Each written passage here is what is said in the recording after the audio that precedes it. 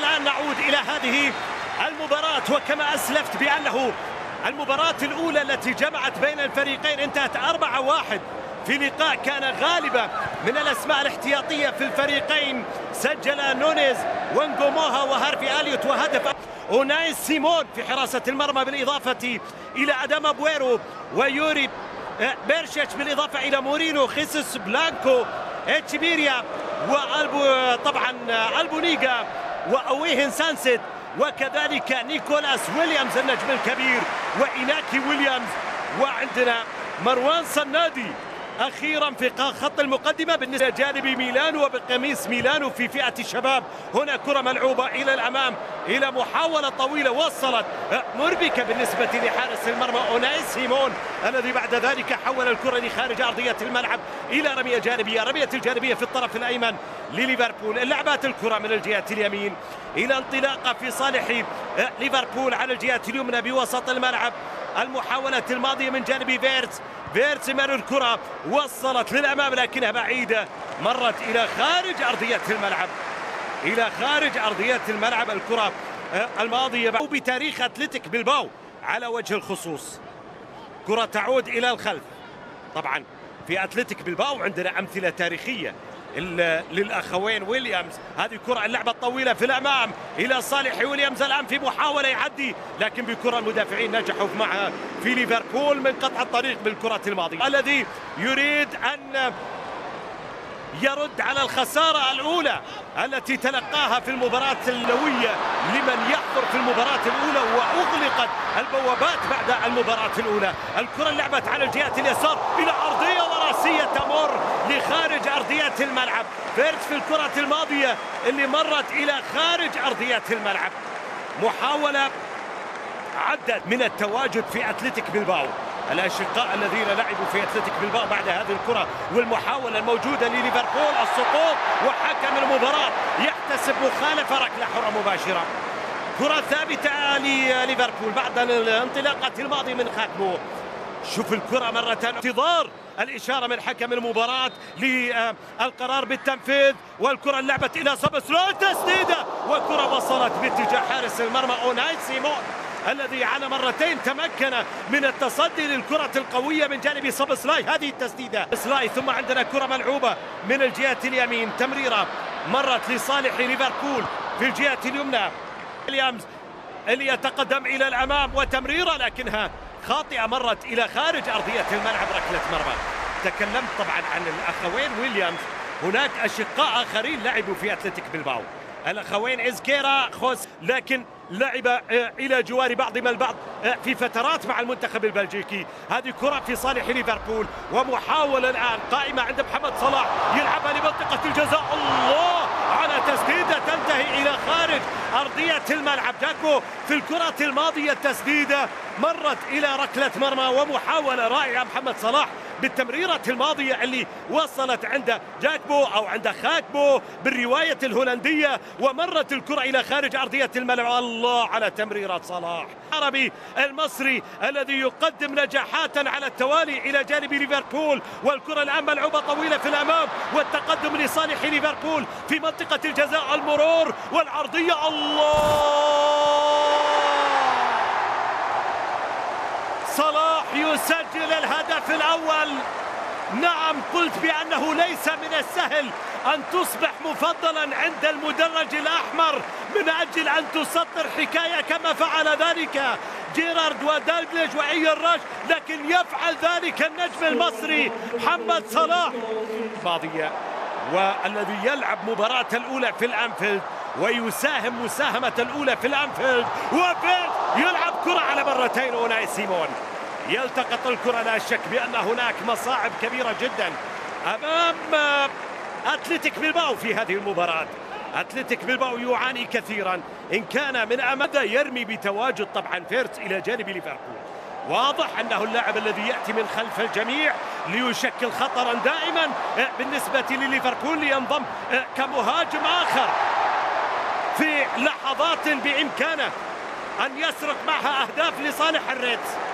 أدوار بدأت تتضح مع ليفربول الآن بهذه المباراة. فيرتس والآن صافرة مخالفة ركلته وركلة حرة مباشرة. ليفربول بحثا عن هدف ثاني بكرة لعبة عرضية إلى منطقة النادي، لكنها المباراة ليست مزعجة بالنسبة لحارس المرمى الجورجي مامارداشفيلي. الكرة اللعب من مسافة بعيدة وتسديدة تمر إلى خارج أرضية الملعب إلى ركلة مرمى عند الحارس الجورجي مامارداشفيلي. إيكيتيكي، هذه كرة اللعب على الجهة اليمين، صلاح يلعب عرضية لكن مقطوعة. إيكيتيكي وكيركز الرباعي الذي يجد نفسه أساسيا هنا في الأنفيلد، يأخذ دورة للمرة الأولى في الأنفيلد بعد أن كانت المباريات التجريبية الماضية بعيدة عن الأنفيلد. الكبار أنه جاء رابعا في الترتيب ب70 نقطة في الليغا، والكرة لصالح ليفربول البطل في الدوري الإنجليزي. أمام انطلاقة لليفربول لكن الكرة مقطوعة من أمام خرافنبرغ الذي يتشارك مع فان دايك بأن الثنائي من سورينام في الأصل ويحملان الجنسية في شوط المباراة الأول. كرة اللعب إلى محمد صلاح، انطلاقة إلى كرة اللعب في الجهة اليسار، طارت على الجميع، مرت إلى خارج أرضية الملعب.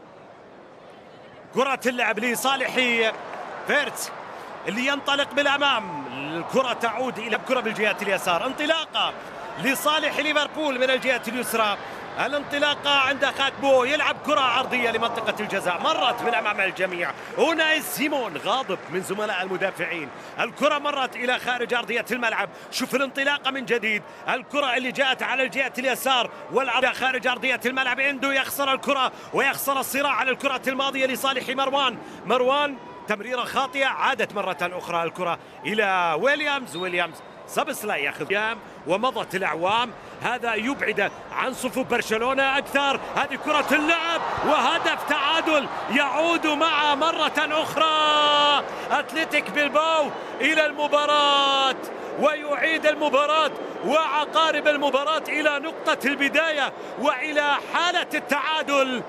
هدف تعادل عن طريق يوهان سانست الذي سجل بطل أوروبا وكذلك في كأس العالم الأندية، حتى تمكن تشيلسي من إيقافه عند حد انتصار كبير وعريض في المباراة النهائية في كأس العالم الأندية. كرة خرجت إلى خارج أرضية الملعب، يلعب كرة عرضية لمنطقة الجزاء وفرصة لأتلتيك بلباو لكنها تمر إلى خارج أرضية الملعب.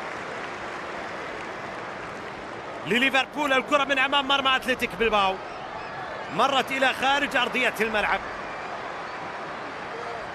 الكرة فيها تسديدة لكنها معها التصدي من حارس المرمى. أوناي سيمون ينجح في التصدي لمحاولة ليفربول الأخيرة. 31 دقيقة، شوف التسديدة من مسافة بعيدة والنتيجة 1-1 وكرة منفذة إلى منطقة الجزاء ومحاولة من سابسلاي لكنها مرت إلى خارج أرضية الملعب.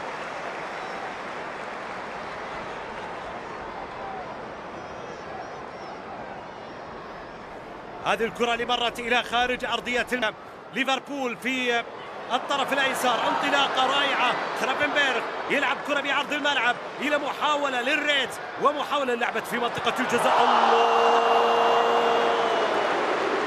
الكرة مرت إلى خارج أرضية الملعب. كوناتي في لقطة ساحرة لكنها لم تنتهي في الشباك. يا كوناتي، مرت الكرة إلى خارج أرضية الملعب. الكرة الماضية كانت تستحق أن تنتهي في الشباك من كوناتي. الإسبانية، الأندية التي تتبنى النسخة الإسبانية مثل أتلتيكو مدريد.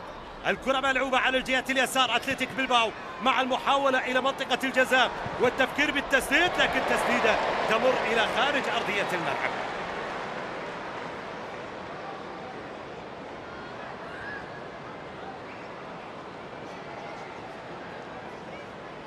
شوف التسديدة من جديد، صلاح ياخذ الكرة في الجهة اليمين، محمد صلاح محاولة المرور، محمد صلاح أمام المتابعة، عدى فيها صلاح، لعب العرضية ثم الكرة بالراس تقطع لتعود من جديد إلى سابسلاي اللي يمرر الكرة لمنطقة الجزاء. عادت الكرة الآن لصالح خرافنبرغ يلعب كرة في الجهة اليمين. صلاح، محمد صلاح بتمريرة عند فيرتس. الله، فيرتس في كرة مرت إلى خارج أرضية الملعب. أوناي سيمون عليه أن يواجه كل هذه الضغوط الكبيرة في شوط المباراة الأول. يا لها من ضغوط تواجه أوناي سيمون باستمرار في الشوط الأول من المباراة، ويا لها من انطلاقات بالنسبة لفيرتس الذي يشكل عبئا على مدافعي أتلتيكو.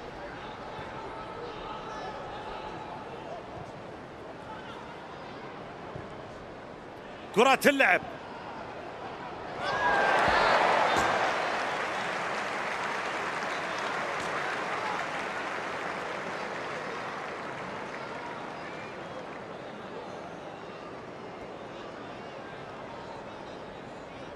في المباريات الودية، لأننا شاهدنا الفريق الثاني والصف الثاني قد واجه أتلتيك بلباو في المباراة الأولى. عن الشوط الثاني هل تستمر الأمور؟ لا شك بأن كل العناصر تريد أن تقنع أرني سلوت، لكن هذا يقنع الجميع دائما. محمد صلاح الذي تبقى الكرة في صالحه، يلعب لمنطقة الجزاء ومحاولة تمر إلى خارج أرضية الملعب وتتحول إلى ركلة مرمى عند أوناي سيمون. تحولت الكرة إلى أوناي سيمون. شوف الكرة، إنجازاته، وهذا ما كنا نتحدث عنه في نهاية شوط المباراة الأول. من أهم إنجازات هذا الفريق بأنه تخيل أن واحدا من 3 فرق إلى جانب مين؟ إلى جانب ريال مدريد وبرشلونة، والارتباط بالهوية، وهذا مصدر فخر جمهور الفريق الذي طبعا يطلق عليهم أتلتيك كيثاليس، جمهور شديد الولاء للنادي لأنه نادي يمثل الإقليم تماما. فيها السابع في المباراة الرابعة على التوالي في اللقاءات الودية. فريمبونج عدى بصورة رائعة، لعب كرة إلى محمد صلاح، إلى فريمبونج، الإضافة الكبيرة في الجهة اليمنى، يلعب عرضية مقطوعة فريمبونج من جديد، وصلاح يلعبها تمريرة، والتسديدة أرادها أن تكون خاطفة إيكيتيكي لكنها مرت باتجاه حارس المرمى. إيكيتيكي في الكرة الماضية. شوف الكرة التي بدأت من فريمبونج ثم بجل الذي يجيد التقاط الصور الفوتوغرافية، شغفا آخر بالنسبة له، وهذه عرضية لكن لا تنسى هنا في ملعب الأنفيلد، وهو يتعادل حتى الآن بنتيجة المباراة أمام بطل البريمير ليج ويبحث عن انتصار في هذه المواجهة. الكرة لصلاح الذي يتقدم بالكرة فيها صافرة مخالفة، ركلة حرة مباشرة، كرة ثابتة وانطلاقة كانت باللعبة الماضية وبطاقة صفراء تشيبيريا من المناطق الدفاعية لليفربول في اللقطة الماضية، لتصل الكرة في الجهة اليسار إلى انطلاق الآن عند منطقة الجزاء. الله على لقطة وصلت عرضية والكرة في الشباك، ضاعت الكرة إلى خارج أرضية الملعب في محاولة لليفربول لا يمكن أن تضيع، لكنها فعلا ضاعت إلى خارج أرضية الملعب. خاتمو كان بعد ذلك كرة مرت من حارس المرمى سيمون، والمرور بتسديدة، وسيمون تصدى لهذه الكرة، وفي النهاية الكرة في الشباك. هدف ثاني في صالح ليفربول. ليفربول ينجح في تسجيل ثاني أهدافه. 2-1 أصبحت النتيجة بعد تسديدة جاءت من خارج منطقة الجزاء، ونجح سيمون في التصدي للكرة، لكن كانوا المدافعين بعيدين عن عناصر الهجوم في ليفربول ليتمكنوا من الاستفادة من الكرة الماضية عن طريق خاتمو الذي تابع الكرة الأخيرة وسجل الهدف الثاني. المتابعة سجل معها تصل الكرة لصالح الكرات المرتدة بالنسبة لأتلتيك بلباو في الشوط الثاني من المباراة. كرة لعبت طويلة لصالح ليفربول. الريدز يتقدم الآن في محاولة لتوسعة الفارق في المباراة بكرة فيها تقدم من بمنتصف الملعب. الانطلاقة من سابسلاي اللي يسيطر على الكرة. سابسلاي حول المرور، سابسلاي وقوع والسقوط على أرضية الملعب. اللعب مستمر. فيرتس لم يظهر في شوط المباراة الثاني كثيرا كما يحدث من فيرتس في شوط المباراة الأول. صلاح يرسل كرة لكنها تمر إلى خارج أرضية الملعب. وصلت الكرة إلى ركلة ركنية بعد محاولة من صلاح في اللعبة الماضية، لكن على ما يبدو الراية موجودة وحاضرة وحالة تسلل على صلاح في هذه اللقطة. شوف الكرة الملعوبة لصالح ليفربول عند الرجل يعرف بأنه كل ما يدور في هذه المباراة أرني سلوت هو ما سيحسب على الفريق بإنجازات، وينظر لا بعين الإنجازات لكنه ينظر الآن إلى شباكة وهي تتلقى هدف آخر في المباراة عن طريق مروان صنادي. لا، أصبحت حقيقة المشكلة بالنسبة لليفربول دفاعيا. الآن هدف ثاني مروان صنادي المغربي الإسباني الذي ينجح في تسجيل الهدف الثاني ويختطف كرة من منطقة الجزاء براسية يسجل هدف 6. حالة الموسم بالنسبة للفريق، ارتباك دفاعي قد يتسبب بهدف ثالث. الكرة ملعوبة، مرت من أمام المدافعين، وصلت إلى ويليامز مع الكرة. ويليامز على الجهة اليسار يحاول المرور. ويليامز مع الكرة باتجاه محمد صلاح. دائما نعرف بأن المباريات الأخيرة هي الوجه النهائي للفرق. المباراة الودية الأخيرة هي الوجه النهائي للفرق. لذلك نبدأ نكتشف العناصر التي يعتمد عليها بشكل أكبر. ويليامز عنده كرة، لكن كرة ويليامز مرت إلى خارج أرضية الملعب إلى رمية جانبية أو إلى ركلة مرمى. سجل إنياكي هدف بلباو في تلك المواجهة. كرة ملعوبة فيها مرور والتقدم، انطلاق ليفربول من أجل هدف ثالث والتقدم مجددا في المباراة. الكرة ما زال يحافظ عليها، التسديدة تصل في الشباك. الثالث يسجل ليفربول. نجح في تسجيل ثالث أهدافه في المباراة. رافنبيرغ يضع الكرة في الشباك. أوناي سيمون حاول أن يمنع الكرة لكنها بالفعل جاءت في شباكه. هدفا ثالثا في صالح ليفربول. الآن شوف الكرة التي بدأت بهذا الشكل، سبسلاين، ثم حالة المرور اللي وصلت إلى رافنبيرغ. لم ينجح نيكولاس ويليامز في الكرة الأخيرة لتصل لصالح عناصر ليفربول في تمرير عند محمد صلاح. صلاح ياخذ الكرة من الجهة اليمين لكنها تمر كرة محمد صلاح. التغطية حاضرة من الدفاع، مرت الكرة من يوري بيرشيتش اللي أبعد الكرة لخارج أرضية الملعب. رمية جانبية. سلامات يوري بيرشيتش الذي المتعلق إلى جانب ليفربول وإلى جانب منتخب البرازيل، والذي وصل مع أنشيلوتي في المنتخب البرازيلي. نشوف أمارانيلو والرايت، الأسماء الجديدة.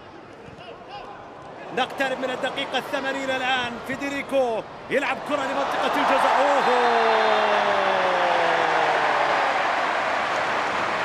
لقطة تستحق ركلة جزاء. نعم، لقطة تستحق ركلة جزاء في مرمى أتلتيك بلباو. وصلاح الآن يتقدم. صلاح يلعب كرة لكنها بعيدة إلى خارج أرضية الملعب.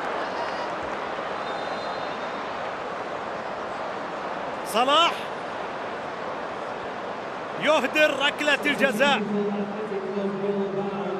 شوف الكرة من محمد صلاح، كرة لصالح أتلتيك بلباو في تسديدة لكن التصدي معها تمر إلى خارج أرضية الملعب. الكرة الماضية لأتلتيك بلباو، مامارداشفيلي ينجح في إنقاذ مرمى ليفربول. والتحركات عناصرة بمنطقة الجزاء والكرة بالرأس لكنها تقطع، ومحاولة التسديد وتمر الكرة إلى مامارداشفيلي بقبضة اليد بعد الكرة الماضية لتصل الآن. محاولة في صالح ليفربول، والرايت يلعبها للأمام إلى كييزا اللي ينطلق فيدريكو إلى وينرايت، وتسديدة وينرايت مع التصدي من أوناي سيمون. يحول الكرة الآن في صالح أتلتيك بلباو. حلوة الكرة الماضية، الانطلاقة لصالح ليفربول عن طريق فيدريكو إلى وينرايت، لكن تسديدة الشاب